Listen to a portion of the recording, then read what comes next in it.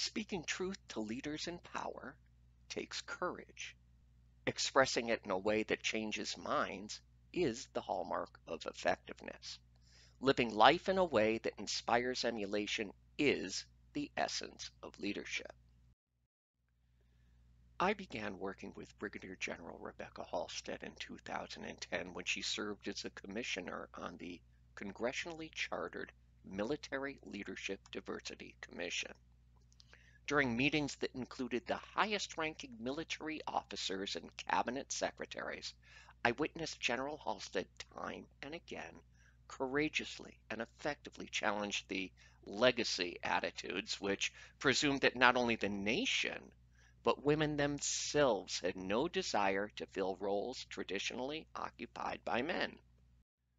During one session, when the issue of rescinding the sexist ground combat exclusion and co-location policies was about to be buried in a subcommittee, General Halstead addressed the Commandant of the United States Marine Corps. She asked, "Sir, can you see a pathway where a woman could be the chief of your service?" He answered, "I hope so."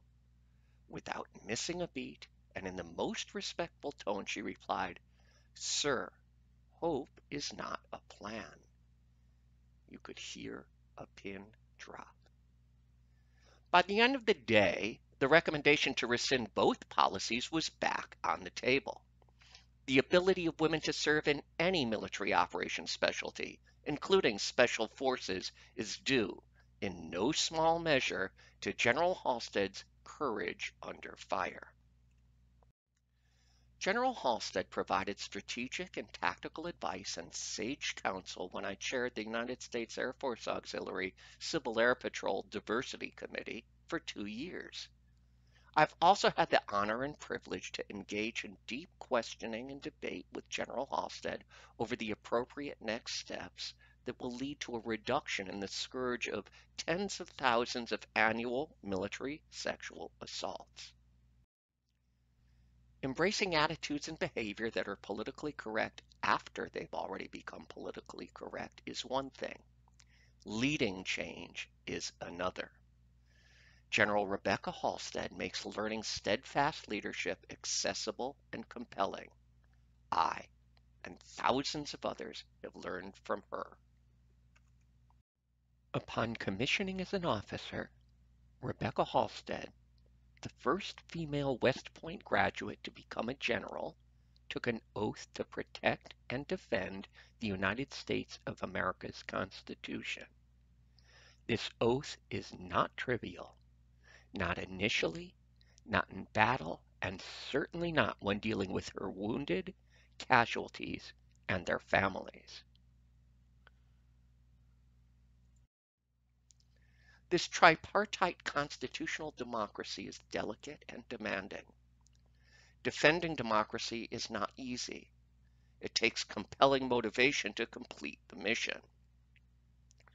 When I confront my doubts about the fitness to serve of members of the executive branch, the Senate's willingness to faithfully advise and consent in what was once considered the greatest deliberative body, and I wonder about the balance of the highest court in the land, sometimes I'm afraid.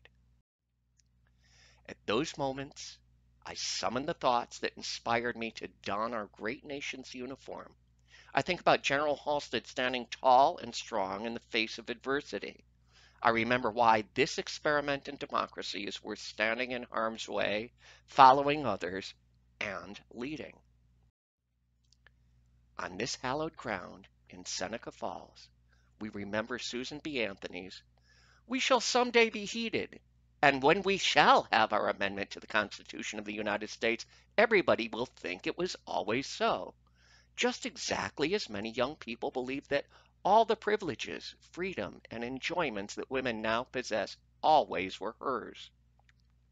They have no idea how every single inch of ground that she stands upon today has been gained by the hard work of some little handful of women of the past, or in this case, the present.